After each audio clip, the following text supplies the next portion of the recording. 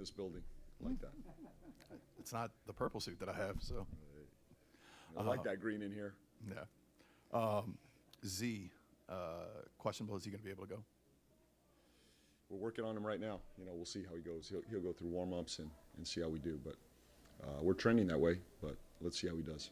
And then if he is available, that would be, I think, the first time all season that every player on the roster has been available for a game. I know we talked about it a couple nights ago, but just how difficult does that make your job trying to put some of these pieces together at that point? Tremendously, but it's a good problem to have, and this is where we wanted to be all year.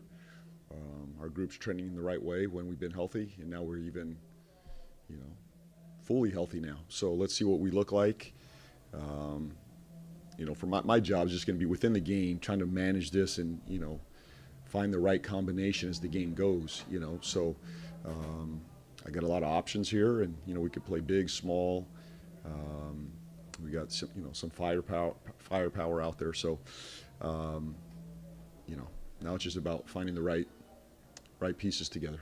And then just, especially against this team and the way they've been starting since All-Star break, how important is a fast start against them? A lot of this will come down to the first quarter. Obviously, Luka, fast starter, right? I think the Clipper game,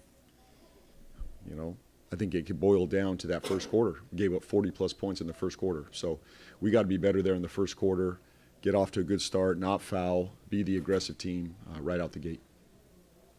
Hey, James. What accounts for Trey's growth in different areas this season with scoring, shooting, and passing? Well, number one, he's a great worker. He's done this on his own. Like summertime, he's a gym rat. He's put the time in.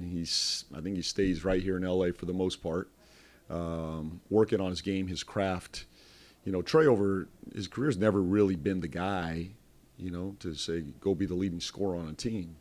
Trey has turned himself into this over, the course of time in the NBA, and it's just a dedication to, working on his craft, the ball, his ball handling, his shooting, his playmaking. He studies the game. He has a team around him, internally and externally, that believe in him, and he believes in himself more than anybody. And he's had tremendous growth. I think the system as a whole has helped him too off ball. I think he's one of the best off ball cutters, finishers in the league. He and Queen have built a nice little relationship off ball. So when you can add a little bit of off ball, on ball, at his size with the range he shoots at, a high level transition player, you're going to be pretty efficient. So he's put together a heck of a year, and the goal here is to finish strong and even be better than the first half of the season. Hi, James. Good to see you again, man. Good to see you.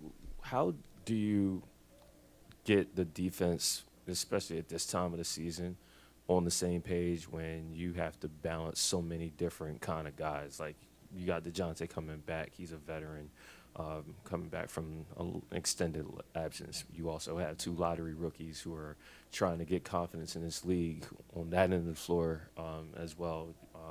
You're getting healthy. Like, how do you balance all that to get a cohesive or make the best situation possible for your defense?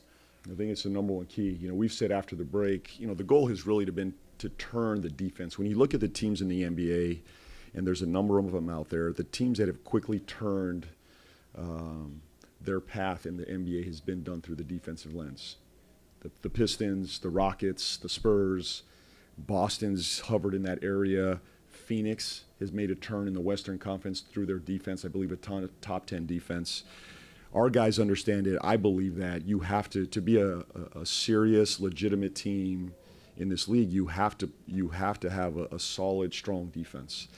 And, you can look at our entire season. We've had, injuries, young guys, whatever. Bottom line is you have to have habits and belief and care on the defensive end of the floor. Now, you got to add a little bit of size and physicality to that. That's what we've tried to do here is we've added some grown-ups to the mix that are showing our young guys how to guard and defend every possession. Not once in a while, every possession. And there's got to be a physicality. There's got to be a level of communication that you got to have. That's why DeAndre Jordan's in the lineup. I didn't anticipate playing DeAndre Jordan, But part of it, Missy was out, and we've added a center or a big to the lineup that understands and values defense. I think the greatest teacher, developer for our young players are the examples for them, right? Someone that's doing it. We've all had this in our life. If you're around those people that are executing or performing at a high level, surround yourself with those type of people. And DeAndre can talk about defense all he wants until he goes out and does it.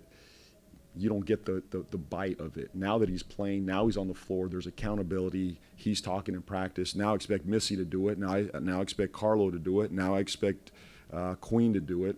And they're all following that path.